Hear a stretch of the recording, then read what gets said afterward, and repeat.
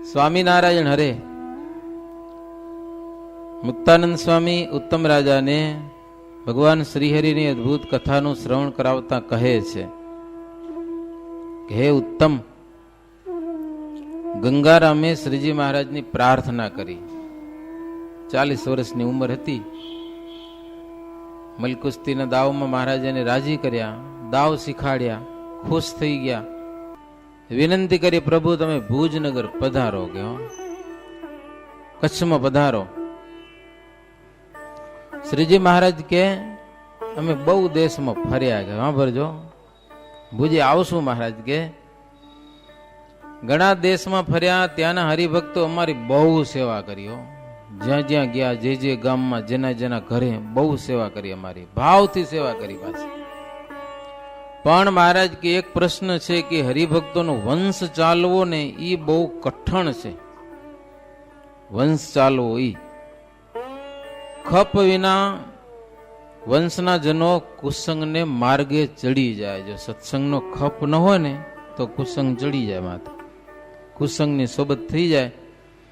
અને જેનો હરિનો ખપ હોય તેનું હિત કરવા માટે અમે શુભ દેશ જોઈ અને દેશો દેશ અને ગામો ગામ મંદિર કરવાનો નિર્ધાર્યું છે અમે. મહારાજ કે એનો સત્સંગ ટકે એટલા માટે. મહારાજ કે ગંગારામ મલને અમે આવ્યા છીએ પૃથ્વી ઉપર, અમારો એ જ હેતુ છે. પ્રથમ અમે સોરઠમાં લોજ ગામે મુક્તાનંદ સ્વામી પાસે રહ્યા ને ત્યાં 50 સંતો હતા. એ સંતો જેમ કે એમ કરતા. મહારાજ સંતોની સેવા કરી, અમે જેમ કેતા એમ વર્તતા. અને રામાનંદ સ્વામી ભુજ હતા. પત્રથી મેળાપ થયો એટલે રામાનંદ સ્વામી અમારા ઉપર બહુ રાજી હતા. ભલે ભુજમાં પણ રાજી બહુ હતા અમારા ઉપર. પછી સ્વામી આવ્યા સૌરાષ્ટ્રમાં, સોરઠ દેશમાં સ્વામી આવ્યા અને અમને દર્શન દીધા. અને 2 વર્ષ સુધી મહારાજ કે અમને ભેળા રાખ્યા સ્વામી સેવામાં. પછી સ્વામી એવા રાજી થઈ ગયા કે આખા સંપ્રદાયમાં જેટલા ત્યાગી સાધુ હતા, ગ્રસ્ત ભક્તો હતા, એ બધાના ગુરુપદે અમને સ્થાપન કરી દીધા. બધાને ગુરુ બનાવી દીધા. અમે નાના હતા તો 21 વર્ષની ઉંમર હતી લે. અને પછી સ્વામી ધામમાં ચાલ્યા ગયા. મહારાજ કે પછી અમે 4 વર્ષ સુધી તો સોરઠ દેશમાં ફર્યા, ગામો ગામ, અને સમાધિના પ્રકરણ ચલાવ્યા. આવું બધું કર્યું અમે. એટલે ઘણા બધા લોકો માનતા થઈ ગયા ને એ ભગવાનની ભક્તિ કરતા થઈ ગયા છે. હવે એ બધાનો સત્સંગ ટકે એટલા માટે શું કરવું એ વિચાર કરીએ છીએ. મહારાજ કે સોરઠમાં જુનાગઢ નામનું જે ગામ છે ત્યાં મહારાજ કે અમારે એક મંદિર બનાવવું છે. એટલે સૌરાષ્ટ્રના બધા ભક્તજનો ત્યાં આવી જાય. અને ગંગારામ મલને કે તમારે ત્યાં ભુજનગરમાં પણ અમારે એક મંદિર કરવું છે. જોકે ઘણા બધા મંદિરો કરવા છે અમને. મહારાજ કે અહીંયાથી માની કરીને છપૈયા સુધી મંદિર થાય ને એવી અમારી ઈચ્છા છે. અહીંયાથી કરીને છપૈયા સુધી ગામો ગામ ઈચ્છા છે. બાકી હરી ઈચ્છા. મહારાજ કે બધી આપણી ઈચ્છા પૂરી થાય એવું નક્કી ન કહેવાય. ભગવાનની ઈચ્છા હશે એ પ્રમાણે મંદિરો થશે, મંદિરો કરીશું અમે. ચડોતર દેશમાં પણ એક મોટું મંદિર બંધાવવું છે મારે, મોટું મંદિર. ભાલ દેશમાં પણ એક મંદિર થશે અને કાઠિયાવાડ દેશમાં ગઢપુર શહેરમાં સર્વોપરી મંદિર કરવા ધાર્યું છે અમે. આવી રીતે અમારે દેશો દેશ મંદિરો બાંધવા છે.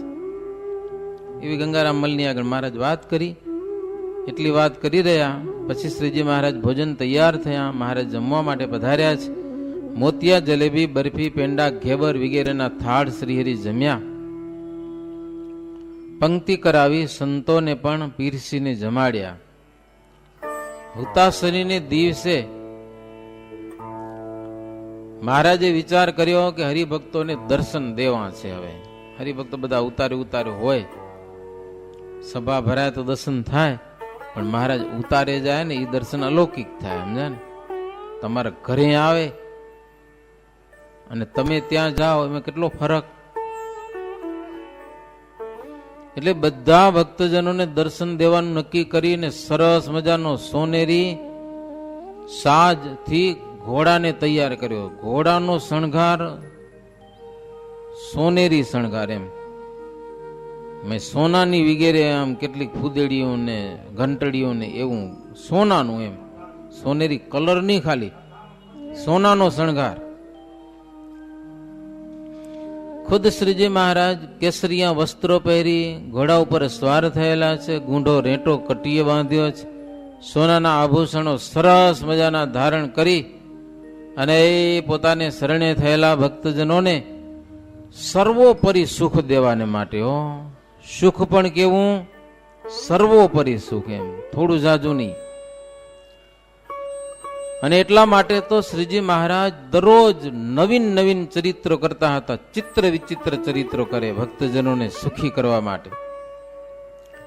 સર્વોપરી શ્રીહરિની વાત પણ સર્વોપરી, તથા શ્રીજી મહારાજના ચરિત્રો પણ સર્વોપરી જ હોય છે. કારણ કે અવતાર જ સર્વોપરી છે, એના ચરિત્રો પણ સર્વોપરી, એની વાતો પણ સર્વોપરી. એમ તે મહારાજ આવો સરસ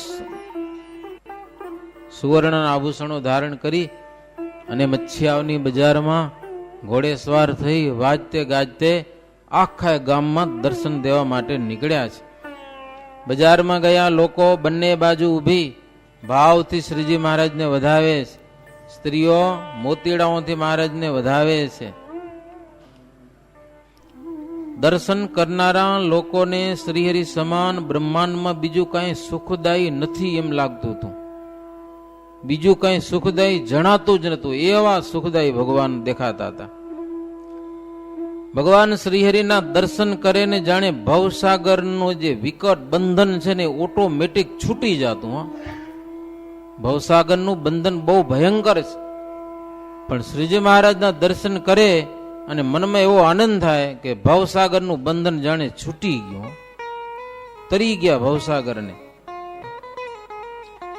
મુક્તાનંદ સ્વામી કે બ્રહ્માંડનું રાજ્ય મેળવવું એ કઈ દુર્લભ નથી, પણ ભગવાન મળવાને એ દુર્લભ છે.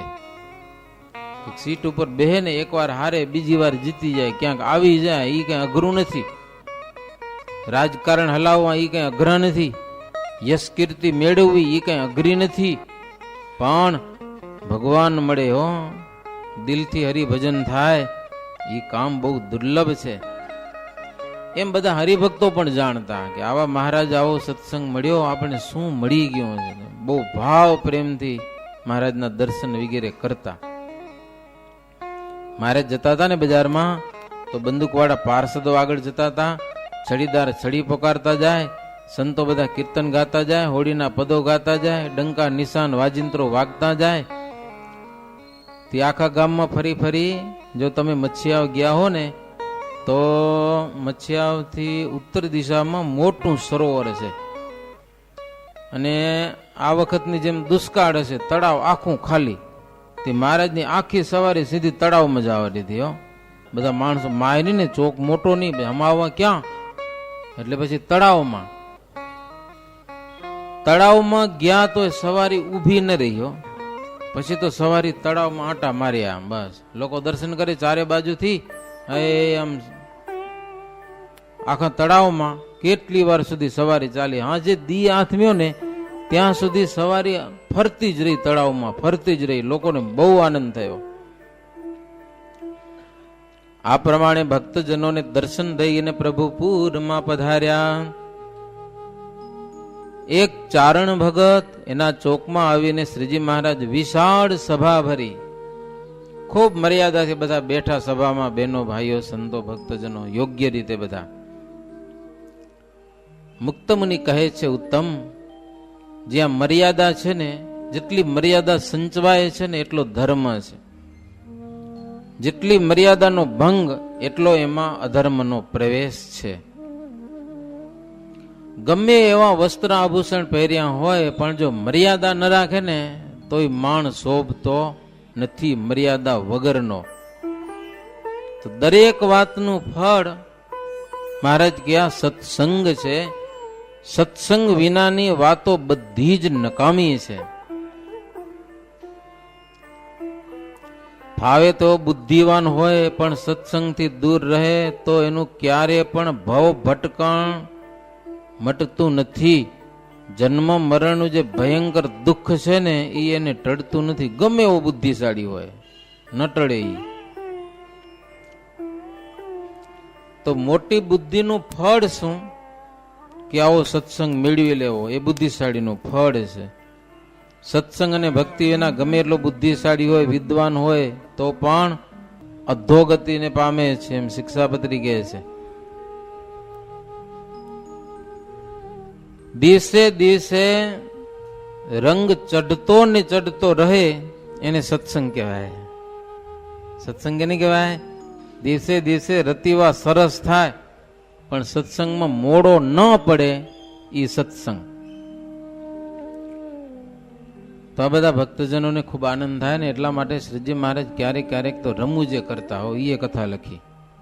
ભક્તજનોને મજા આવે ને સભામાં ક્યારેક એવી વાતો કરતા, કોઈક પછી વાતો કરાવતા મહારાજ, મજાક થાય એવી.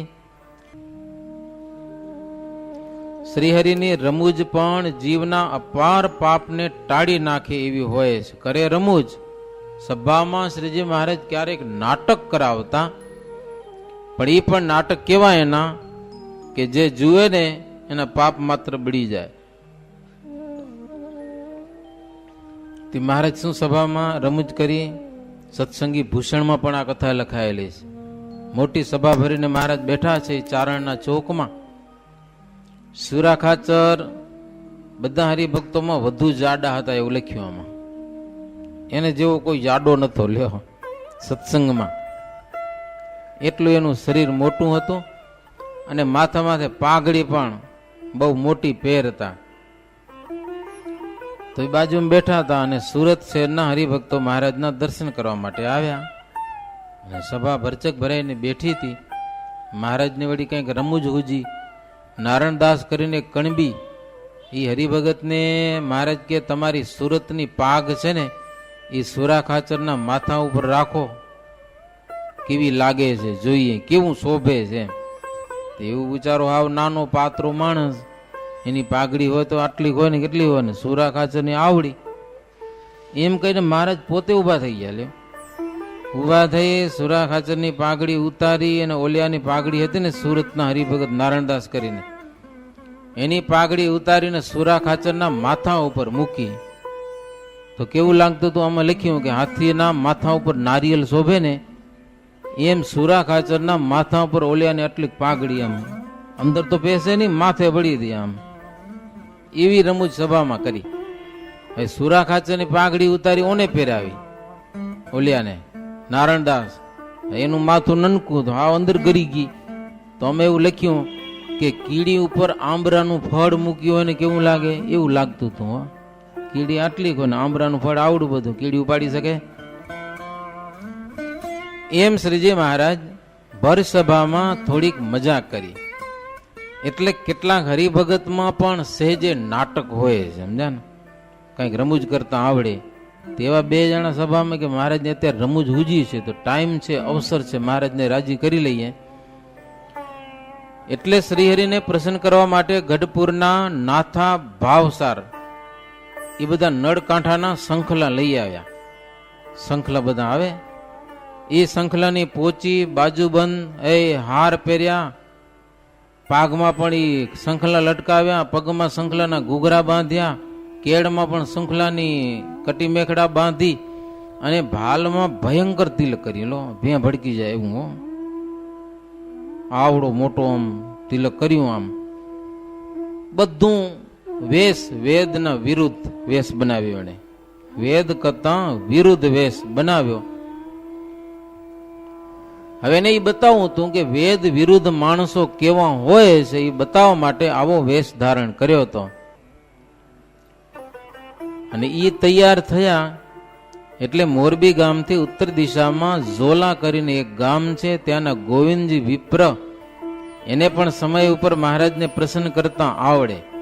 એટલે એ આના ભેગા ભળ્યા પાછા. હો બે જણા થઈ અને વેદ વિરુદ્ધ મત કેવો હોય, જગતના બાવા બાવી કેવા હોય, કેવા એના ધર્મ, અને એવું આખું એક નાટક ઊભું કર્યું.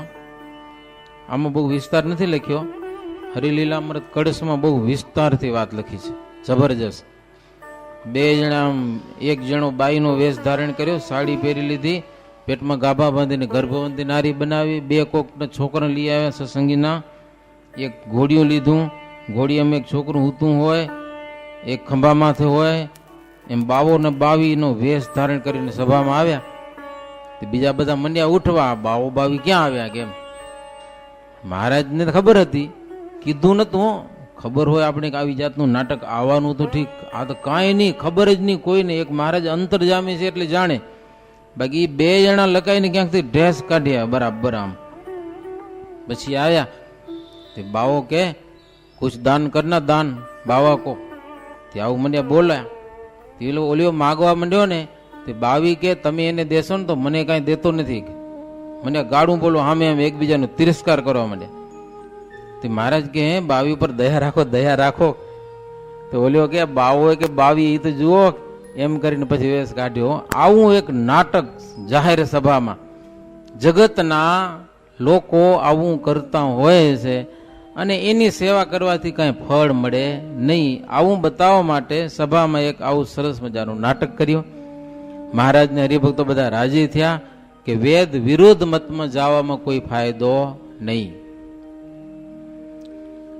સમય જતાં ફૂલડોળને દિવસે રસોઈ તૈયાર થઈ. મહારાજ જમ્યા, સંતોને પણ જમાડ્યા. પછી શ્રીજી મહારાજને ફૂલના હિંડોળા ઉપર બિરાજમાન કર્યા છે. રંગ રમવાની ઈચ્છા થઈ. ક્યાં રંગ રમશું? મહારાજ કે તળાવ ખાલી છે, હાલો બધા તળાવમાં જઈએ.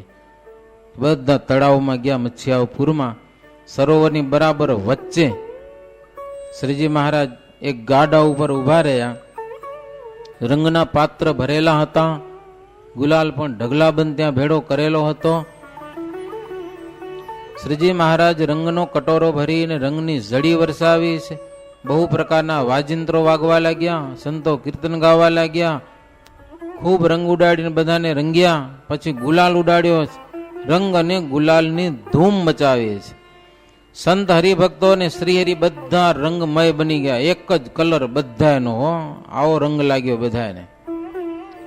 પૃથ્વી બધી રંગવાળી થઈ ગઈ, આકાશ બધું રંગવાળું થઈ ગયું, આખું સરોવર રંગ રંગ, બસ આખું તળાવ.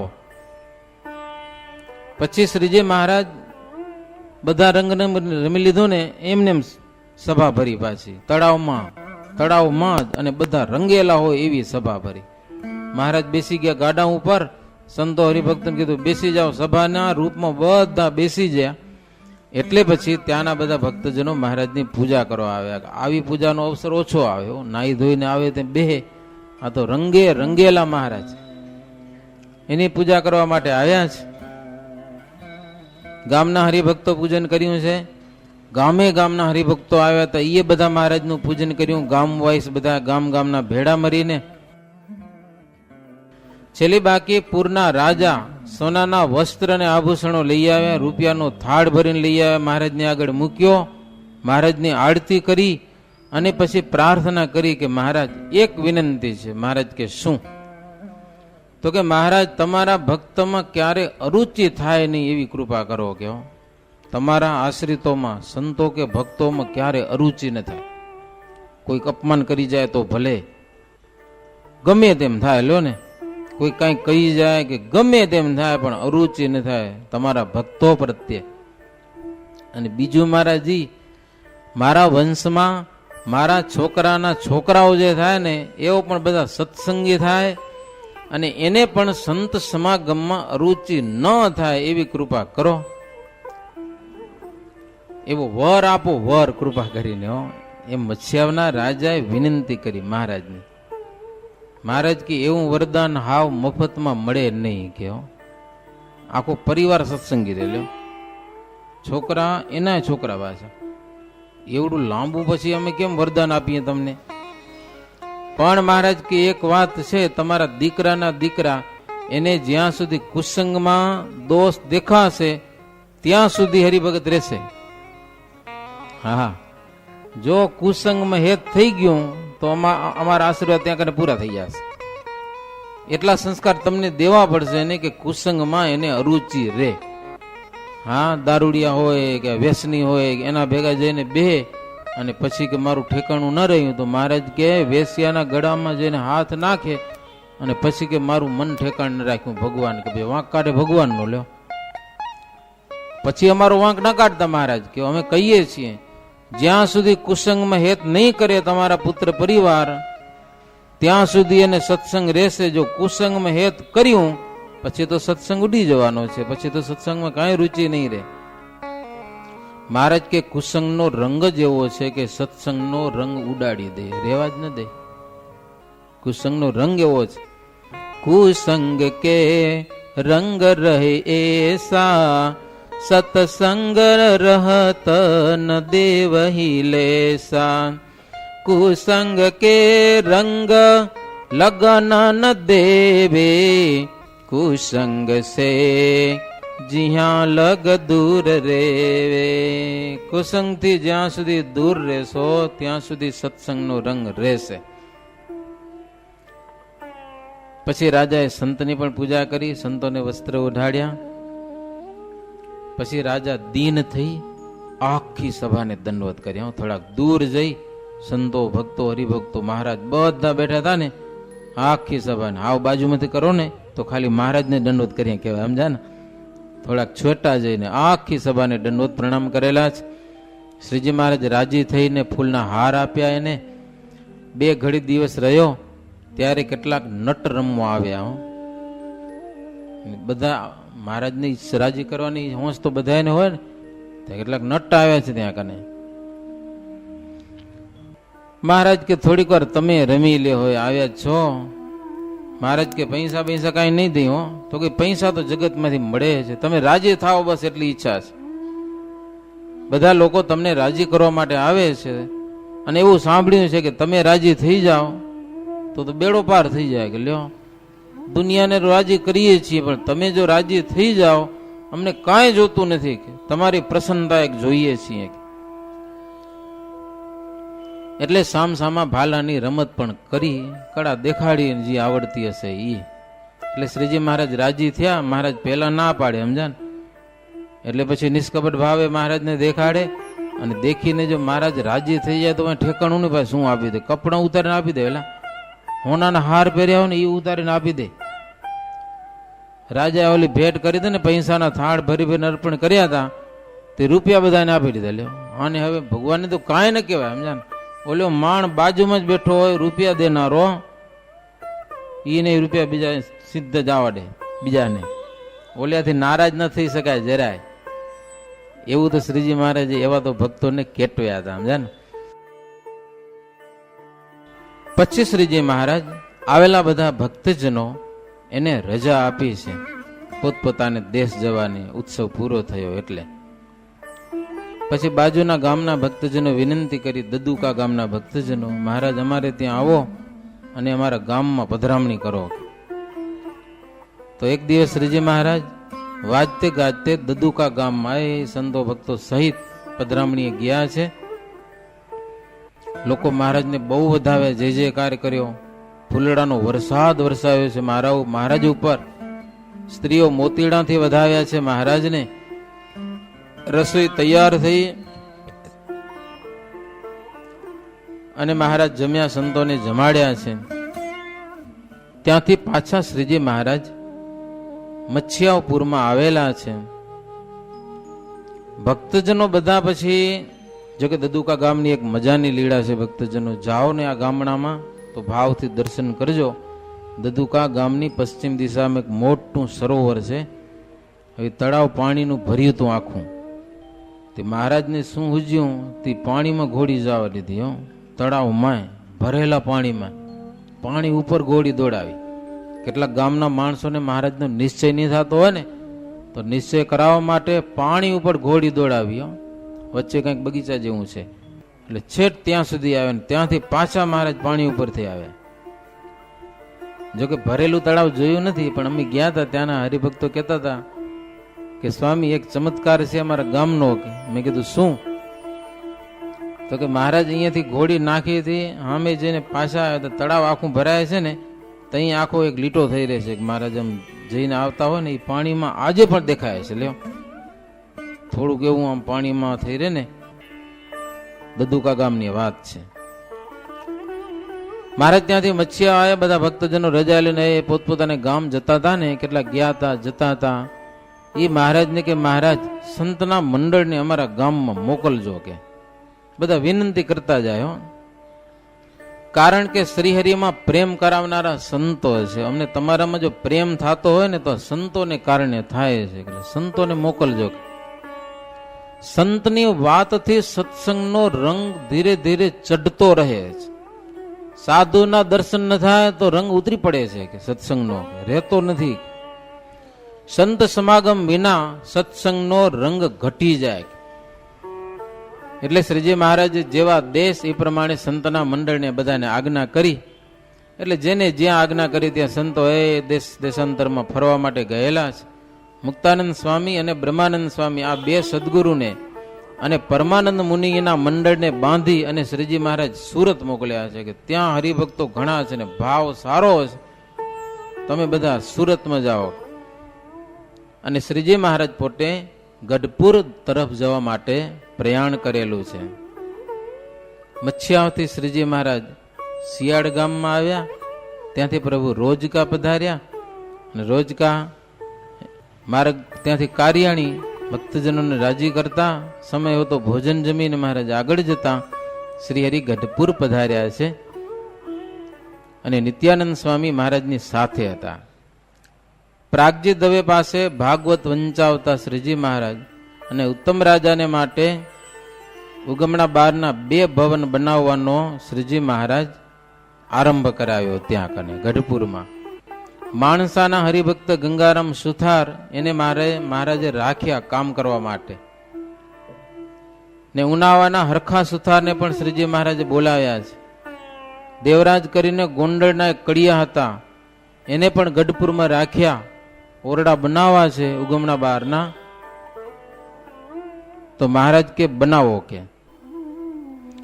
અને દેવરાજનો પુત્ર પૂંજો અને પૂંજાનો પુત્ર નારણ આ બધા હતા. એ બધા મહારાજની આજ્ઞાથી ત્યાં કને રોકાણા છે. અને મહારાજના કહેવા પ્રમાણે સરસ મજાનું મકાન બનાવતા હતા. કેટલાક હરિભક્તો આવે, કેટલાક પાર્ષદો આવે, એ બધા સેવામાં જોડાતા હતા. અને મહારાજ દાદા ખાચરનું કામ તો મહારાજ બધું કરતા હતા, જે હોય તે. એટલે ઓરડાનું કામ શરૂ કર્યું છે, આવતીકાલે પૂરું થશે. એવી રીતે 44મો તરંગ થયો સહજાનંદ સ્વામી મહારાજની. શ્રીપતિમ શ્રીધરમ સર્વદેવેશ્વરમ ભક્તિધર્માત્મજમ વાસુદેવમ હરે માધવમ કેશવમ કામદમ કારણમ સ્વામિનારાયણમ નીલકંઠમ ભજે. સહજાનંદ સ્વામી મહારાજની.